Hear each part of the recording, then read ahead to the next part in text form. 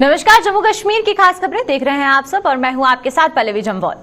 तो चलिए शुरुआत करते हैं आज की जम्मू कश्मीर की खास खबरों की और सबसे पहले राजौरी की तरफ रुख करेंगे। आपको बता दें कि थन्ना मंडी में मुठभेड़ में मारे गए आतंकी का शव बरामद कर लिया गया है और इसी के साथ रविवार को जो दोरीमल जंगल में मुठभेड़ जारी थी उसमें सुरक्षा बलों ने एक आतंकी को ढेर किया था, जिसमें उसका शव अब बरामद कर लिया गया है। और पिछले करीब 1.5 महीने में थन्ना मंडी मुठभेड़ों में मारे गए 4 आतंकी की जो संख्या है वो बताई जा रही है। यानी कि पिछले 1.5 महीने की अगर बात करें तो राजौरी में लगातार जो घटनाएं हैं आतंकियों की वो बढ़ती जा रही है। जिस बीच 4 आतंकी अभी तक कुल मारे गए हैं और इलाके में सुरक्षा बलों ने सर्च ऑपरेशन भी चला दिया है। लेकिन वहीं पर रविवार की अगर बात करते हैं तो रविवार दोरीमल जंगल में मुठभेड़ जारी थी सुरक्षा बलों और आतंकियों के बीच में और उसी बीच सुरक्षा बलों ने आतंकी को ढेर किया था, जिसका शव आज बरामद कर लिया गया है। और अगर हम पिछले कुछ महीनों की भी बात करते हैं तो पिछले कुछ महीनों में राजौरी में हमें अमूमन ऐसी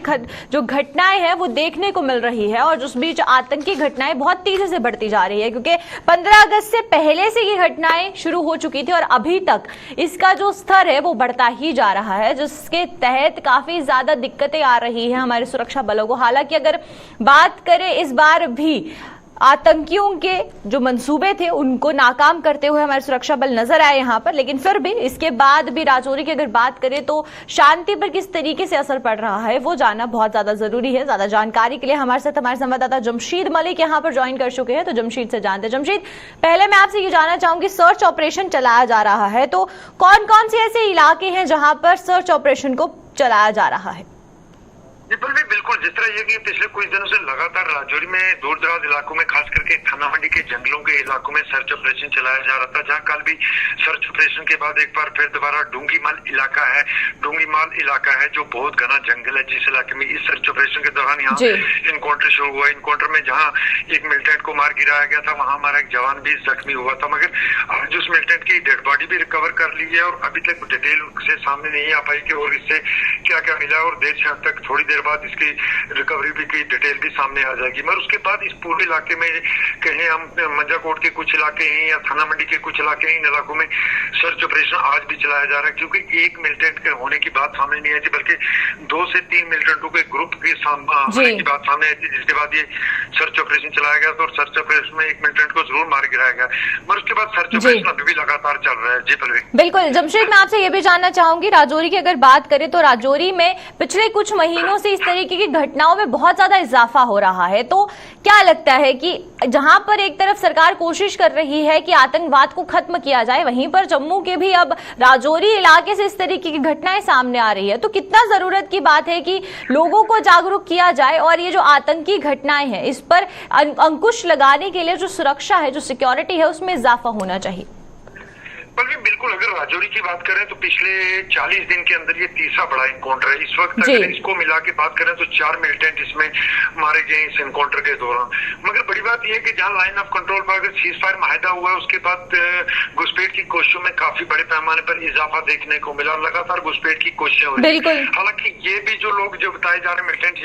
ये भी घुसपैठ करके यहाँ तक पहुंचे हैं, मगर बड़ी बात यही है कि घुसपैठ की कोशिशें लगातार हो रही है और वही घुसपैठ की कोशिशों के बाद यहाँ इनकाउंटर हुआ। क्योंकि राजौरी की अगर बात करें, थाना मंडी या इन इलाकों की बात करें, यहाँ तकरीबन 9 साल बाद इनकाउंटर का सिलसिला दोबारा देखने को मिला। 9 साल पहले की अगर हम बात करें राजौरी में मिलिटेंसी बहुत ज्यादा देखने को मिलती थी, मगर पिछले 9 सालों से राजौरी में मिलिटेंसी की कोई एक वारदात भी सामने नहीं आई। मगर पिछले 40 दिनों की अगर हम बात करें तो 40 दिनों में तीसरा इनकाउंटर है राजौरी के अंदर जो चलाया जा रहा है और थाना मंडी के इलाके में ही ये तीसरा इनकाउंटर है। इस तरह अगर ये कहें कि घुसपैठ की कोशिशों में काफी इजाफा हुआ है, क्योंकि ये माना जाता है और ये कहा भी जाता है कि ये वो रूट है जो क्रॉसिंग रूट है जहां इनकाउंटर हुए हैं। इसका मतलब यह है कि इन इलाकों से घुसपैठ हुई है जो क्रॉसिंग करने के दौरान इनको ट्रैक किया गया और यहाँ इनकाउंटर हुए। इसका मतलब है घुसपैठ की कोशिशों में लगातार ही इजाफा हो रहा है, ये कहें, क्योंकि 9 साल बाद राजौरी में पिछला तीसरा इनकाउंटर है। इससे पहले राजौरी में इस तरह की कोई वारदात सामने नहीं आई थी, खास करके थाना मंडी रोड की अगर हम बात करें। हालांकि इससे पहले घुसपैठ की कोशिश जरूर हुई थी कालाकोट के अंदर लास्ट ईयर, जहां एक मिलिटेंट को कालाकोट के जंगलों में मार गिराया गया था, मगर दोनों तरफ अगर ये कहें, चाहे कालाकोट की बात करें या थानामंडी की बात करें, ये वो रूट है जो क्रॉसिंग रूट माने जाते हैं, और ये क्रॉसिंग के दौरान ही इनको ड्राइव करके यहाँ इनकाउंटर हुए। जी परवीन जी, चलिए बहुत बहुत शुक्रिया जमशेद आपका हमारे साथ जुड़ने के लिए और तमाम जानकारी देने के लिए। तो ये थे हमारे साथ हमारे संवाददाता जमशेद मलिक, और जो कि राजौरी से यहाँ जुड़े थे हमारे साथ। और जिस तरीके से हम राजौरी की बात कर रहे हैं, तो थन्ना मंडी में रविवार को हमें देखने को मिला था कि सुरक्षा बलों और आतंकियों के बीच मुठभेड़ जारी थी, जिस बीच आतंकी का शव बरामद कर लिया गया है।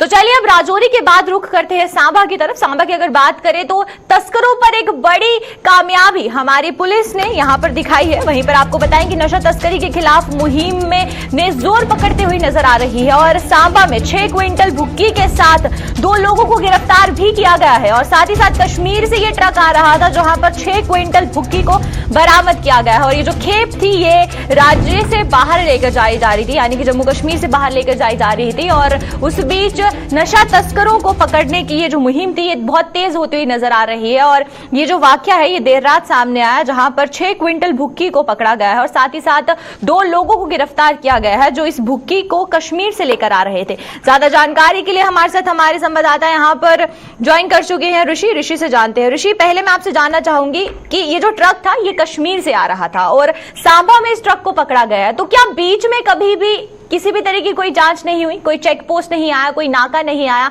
क्योंकि कश्मीर से लेकर सांबा तक का जो डिस्टेंस है वो काफी ज्यादा है और उस बीच भी अभी तक जाकर ये जो ट्रक था वो सांबा में जाकर पकड़ा गया। देखिए पल्लवी, आपको बता दें कि बड़ी हैरान करने देने वाली बात है कि अगर ये कश्मीर से ट्रक चला है तो रास्ते में इसकी चेकिंग क्यों नहीं की गई, ये एक सवालिया निशान है। और ये सिर्फ नशे की बात नहीं है, इसमें दिक्कत कारण ये भी है कि अगर कोई हथियारों की खेप लेकर वहां से आ जाता है तो ये देश के अन्य हिस्सों में पहुंचाई जाती है, तो ये एक बहुत बड़ा थ्रेट हो सकता है। लेकिन ये जो कामयाबी नशा तस्करी के खिलाफ जो अभियान पुलिस ने छेड़ा हुआ है, ये कामयाबी सांबा जिला पुलिस की जो मानसर पुलिस टीम है उसे मिली है। मानसर इलाके में इस ट्रक को धर दबोचा गया है। ये कश्मीर ट्रक है और 2 इसमें कश्मीर बेस्ड जो स्मगलर्स है वो भी पकड़े गए हैं जो दोड़ू अनंतनाग के रहने वाले हैं। आपको बता दें, मानसर पुलिस टीम को जो अपने रिलायबल सोर्सेज के हवाले से जानकारी मिली, उसी जानकारी के आधार पर मानसर पुलिस टीम ने अपनी नफरी तैनात कर दी नाका पॉइंट पर। और नाका पॉइंट पर जैसे ही ये गाड़ी पहुंचती है इसे रोका जाता है। हालांकि इसने गाड़ी की स्पीड भी बढ़ाने का प्रयास किया, लेकिन इसे पकड़ा गया, इसे वहां पर चेक किया गया और चेकिंग के दौरान लगभग 26 से 27 बैग थे जो भुक्की से भरे हुए थे और इसे पंजाब की ओर ले जाने का प्रयास इन नशा तस्करों द्वारा किया जा रहा था। और पुलिस ने जब चेक किया तो इसमें अलग अलग सैंपल्स भी निकाले गए। और आपको बता दें कि बड़ी चालाकी से इन्होंने जो बैग से उसे ऐसे सतह पर रखा हुआ था कि किसी को पता ही ना चले। लेकिन इसमें 2 जो ये आरोपी पकड़े गए हैं, इनसे अब लगातार पूछताछ की जा रही है कि पंजाब के किस हिस्से में ये भुक्की की खेप जो वो लेकर जाना था। और बताया जा रहा है कि ये जो लेन देन की प्रक्रिया इनके द्वारा की जा रही थी, इसके ऊपर जो सरगना जो गिरोह काम कर रहा है उसके तक भी पहुंचना होगा पुलिस को, अगर नशे की इस बढ़ती तादाद को रोकना है। क्योंकि नशा जो समाज में फैलता जा रहा है उससे युवा जो है वो पूरी तरह से ग्रस्त होते जा रहे हैं, युवाओं की जिंदगी बर्बाद हो रही है और युवाओं का मेन स्ट्रीम में वापस आना काफी मुश्किल है। और इनके ऊपर एनडीपीएस एक्ट के तहत मामला भी दर्ज कर लिया है। और अब जिस तरह से इस ट्रक को पकड़ा गया है, ये कश्मीर बेस्ड ट्रक है, कश्मीर बेस्ड ये स्मगलर्स हैं, तो इससे पहले भी कई तरह से जो खेप है नशे की वो बाहर लेकर जाई जाती है, या नशे की खेप हमारी जम्मू कश्मीर यूटी में भी लाई जाती है। तो ये लेन देन की प्रक्रिया में यहाँ युवाओं को बर्बाद किया जा रहा है। अब पुलिस ने मामला दर्ज कर लिया, इन दोनों की गिरफ्तारी कर ली है और आगे पूछताछ इनसे लगातार जारी है। लेकिन सवाल ये खड़ा होता है सिक्योरिटी के ऊपर कि अगर ये ट्रक कश्मीर से चला है तो लगभग 300-350 किलोमीटर का ये सफर तय कर यहाँ मानसर तक पहुंच गया है, तो पीछे क्यों नहीं चेक किया गया? पीछे कितने सारे टोल माफ कीजिए जो चेक नाकाज आते हैं पुलिस के, वहां पर नहीं रोका गया। तो इसमें एक जांच का विषय है, लेकिन ये काफी बड़ी आप ये कह सकते हैं कि लापरवाही मानी जा सकती है सिक्योरिटी पॉइंट ऑफ व्यू को लेकर। लेकिन इसको धर दबोचा गया मानसर पुलिस टीम की तरफ से, तो बताया जा रहा है कि 600 किलो के आसपास की ये भुक्की है, यानी 6 क्विंटल से भी ज्यादा ये भुक्की है। तो अब इसमें बड़ी कामयाबी तो पुलिस को मिली है, लेकिन इसमें जो नीचे इनके तबके के लोग काम करने वाले हैं उनके तक पहुंचना भी काफी ज्यादा जरूरी है। पल्लवी, बिल्कुल ऋषि, मैं आपसे ये भी जानना चाहूंगी, चालक और सहचालक के साथ क्या जो ट्रक के ओनर है उनके खिलाफ कोई कार्यवाही की गई हो, उनको भी कांटेक्ट करने की कोशिश की गई हो और उनके खिलाफ भी आगे जो मुकदमे हैं वो दर्ज किए गए हो? देखिए पल्लवी, आपको बता दें कि जब भी इस तरह की कोई भी जो लोड कैरियर गाड़ियां होती हैं, ये देश के अन्य हिस्सों में जो है वो ट्रांसपोर्ट करती है मटेरियल को, लेकिन इसमें ये सवालिया निशान सवाल कह सकते हैं या फिर ये भी कह सकते हैं कि ये अपने बेनिफिट के लिए जो नशा तस्करी है ये करते हैं। खासतौर पर ड्राइवर कंडक्टर्स की मैं बात कर रहा हूं, तो कई बार ये बातें मालिकों तक, ये ओनर है उनके तक नहीं पहुंच पाती हैं। ये बाहर से ये जो गोरख धंधा, इलीगल धंधा करते हैं अपनी मोटी कमाई के लिए। लेकिन अब देखना यह है कि जो इनके ओनर है गाड़ी के, उनके तक पुलिस पहुंचती है, नहीं पहुंचती है, या फिर इन्हीं तक पहुंचकर जो है पूरी गुत्थी सुलझाती है कि ये जो नशे की खेप बाहर लेकर जाने का प्रयास किया जा रहा था, जिसका बांडाफोड़ पुलिस ने किया है, तो ओनर तक किस तरह से पहुंचा जाता है और इनके ऊपर एनडीपीएस एक्ट जो लगाया गया है, इसके बाद क्या कार्रवाई होती है। क्योंकि ये पहली बार तो नहीं होगा कि ये पहली बार ये खेप लेकर जा रहे हैं। इससे पहले भी कई तरह की खेप जो वो नशे की लेकर जाते होंगे या और भी कई ऐसी संदिग्ध चीजें लेकर जाते होंगे। ये एक इन्वेस्टिगेशन का पार्ट है, लेकिन अब पुलिस इनसे लगातार पूछताछ कर रही है। उम्मीद है कि ये और भी खुलासे करेंगे कि ये कहां पर खेप पहुंचाते हैं, कौन कौन इसमें लोग इन्वॉल्व हैं जो मोटी कमाई करते हैं और युवाओं को लगातार बर्बाद करने का ये जो कोशिश, ये प्रयास कर रहे हैं। इसमें अब इनकी जो धरपकड़ है वो भी लगातार तेज की जा रही है। बिल्कुल ऋषि, यहाँ पर आखिरी सवाल मेरा आपसे ये रहेगा कि अगर बात करें इन्वेस्टिगेशन की, तो इन्वेस्टिगेशन जहां पर लोगों पर की जा रही है जो कि ट्रैफिकिंग कर रहे हैं पूरे तरीके से, लेकिन वहीं पर प्रशासन पर भी सवाल उठता हुआ नजर आ रहा है कि अगर चेक पोस्ट है, क्योंकि सांबा से लेकर श्रीनगर तक का जो डिस्टेंस है वो काफी ज्यादा है, उस बीच में बहुत सी ऐसे चेक पोस्ट भी आते हैं, बाकायदा ट्रक्स को रोककर उनकी चेकिंग की जाती है। तो ये जो लूप होल बीच में आ रहा है, इसको भी नजर रखने की और इसकी क्रॉस चेकिंग की कितनी ज्यादा जरूरत है यहाँ पर? देखिए बहुत ज्यादा जरूरत है। हालात आपको पता है किस समय किस तरह का माहौल बना हुआ है। ड्रोन लगातार देखे जा रहे हैं, ड्रोन के माध्यम से हथियारों की खेप जो है वो डिलीवर की जा रही है, नशे की खेप डिलीवर की जा रही है। और अगर इस तरह से हथियारों की खेप कश्मीर भी पहुंचाई जाती है तो यहाँ पर ये बहुत बड़ा एक सिक्योरिटी थ्रेट है, मैं बार बार कहूंगा। और इसमें पुलिस के जो डीजीपी है जम्मू कश्मीर पुलिस के, उनको इसमें इंटरवेंट करने की जरूरत है और नाका पॉइंट्स को स्ट्रॉन्ग करने की जरूरत है। देखिए कश्मीर जब शुरू होते हैं, यहाँ जब आपने देश के अन्य हिस्सों में जाना है तो कई सारे नाके जो वो क्रॉस करने पड़ते हैं। उधमपुर जिला आपका पीछे रह जाता है, चनैनी इलाका पीछे रह जाता है, जितना भी कश्मीर तक का काफी नाके हैं, क्यों नहीं इनको पकड़ा गया। लेकिन मैं आपको बता रहा हूँ कि पुलिस जब अपने सोर्सेज के हवाले से जानकारी मिल जाती है कि इस पर्टिकुलर नंबर का जो ट्रक है ये वहां से निकला है, ये वहां पहुंचा है, तो शायद इसमें क्रेडिबिलिटी का भी एक मसला रहता है कि पुलिस को ये हाथ लगते हैं ये सारी बात, उसके ऊपर पुलिस आगे कार्रवाई करती है। तो ये सोर्स हो सकता है मानसर पुलिस टीम का, कि मानसर पुलिस टीम का जो सोर्स वहां पर काम कर रहा था उसने खबर दी पुलिस को कि ऐसे ऐसे ट्रक है, तो इसके ऊपर कार्रवाई करने की जरूरत है। प्रशासन को इसमें बड़े स्तर पर इंटरवेंट करने की जरूरत है अगर इस तरह की वारदातों को आगे आने वाले दिनों में रोकना है। बिल्कुल, चलिए बहुत बहुत शुक्रिया ऋषि आपका हमारे साथ जुड़ने के लिए और तमाम जानकारी साझा करने के लिए। तो ये थे हमारे साथ हमारे संवाददाता ऋषि, और जिस तरीके से ऋषि ने बताया कि अगर हम तस्करी की बात करें तो तस्करी की एक बड़ी खेप को यहाँ पर बरामद किया गया है पुलिस द्वारा, और साथ ही साथ 2 लोगों को भी गिरफ्तार किया गया है और आगे क्या कुछ कार्यवाही की जाती है क्योंकि एनडीपीएस एक्ट के तहत उन पर मुकदमा दर्ज कर लिया गया है।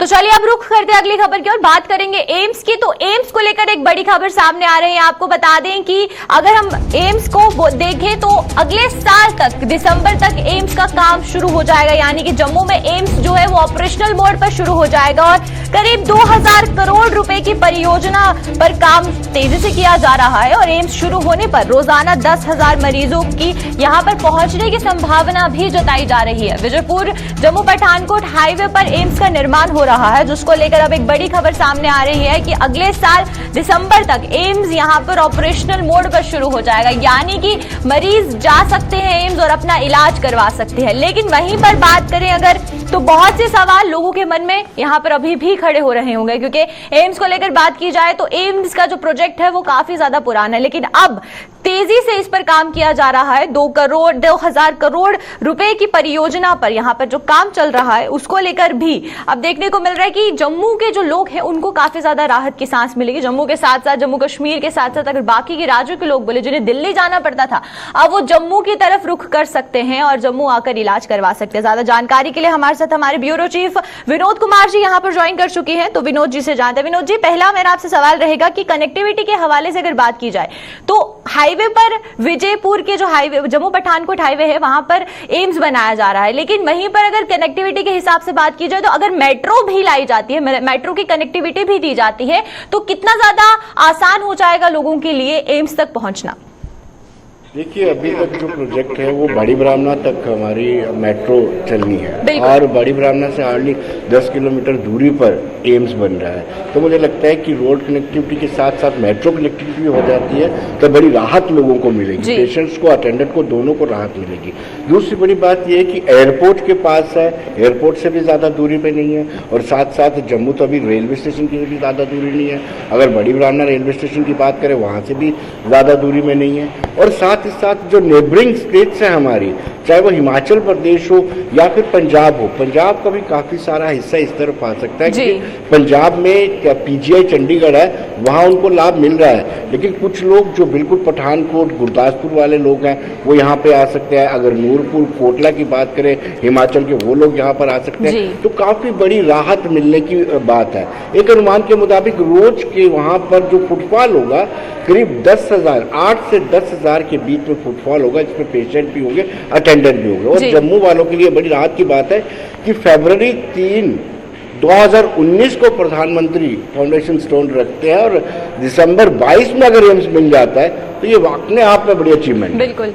जी। विनोद जी, अगला सवाल मेरा रहेगा आपसे कि अगर बात करें, हम लोग बाकी राज्यों की बात कर रहे हैं, तो बाकी राज्यों से जब अगर बर्डन जो है वो जम्मू कश्मीर आएगा तो रेवेन्यू जनरेशन के हवाले से बात करें तो रेवेन्यू जनरेशन में कितना ज्यादा इजाफा हो सकता है जम्मू कश्मीर के, क्योंकि जब बाकी राज्यों के भी मरीज जम्मू कश्मीर आएंगे और जम्मू कश्मीर के खुद के लोग भी जो है वो बाहरी राज्यों में जाते थे, चंडीगढ़ जाते थे, दिल्ली जाते थे, लेकिन अब उनको जम्मू कश्मीर में ही ऐसी सुविधा मिलेगी, जम्मू में मिलेगी, तो रेवेन्यू जनरेशन में किस तरीके से ये एक फायदेमंद साबित हो सकता है? देखिए, जब भी ऐसे प्रेस्टिजियस इंस्टीट्यूशन कहीं पर भी खुलते हैं उसके सराउंडिंग एरिया वो खुद डेवलप हो जाते हैं। जब ही ये डिसाइड किया गया था कि इस जगह पर बीजापुर से थोड़ा आगे जाकर के एम्स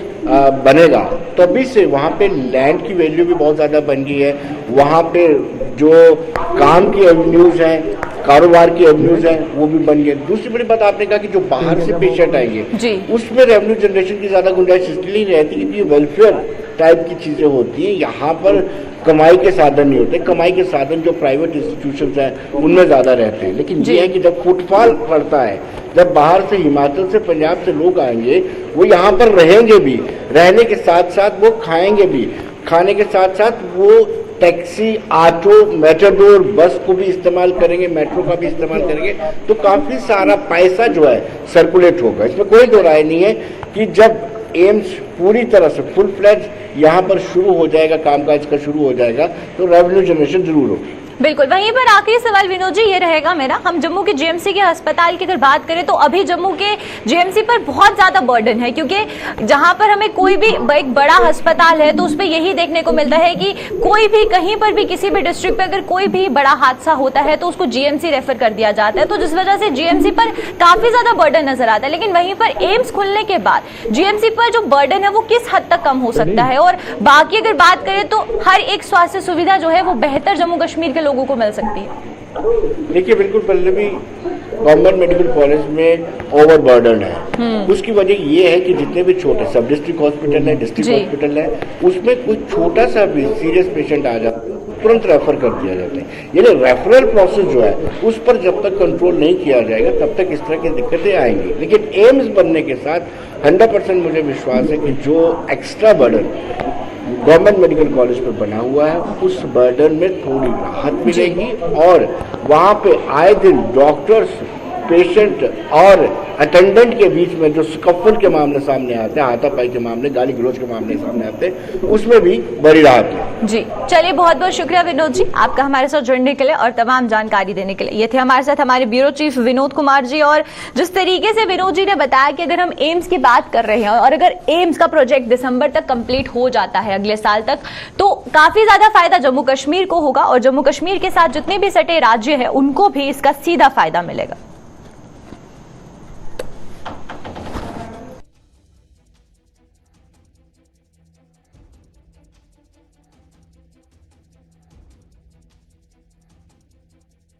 तो चलिए अब रुक करते हैं अगली खबर की तरफ और बड़ी खबर सामने आ रही है। आपको बता दें कि रेल मंत्री अश्विनी वैष्णव अब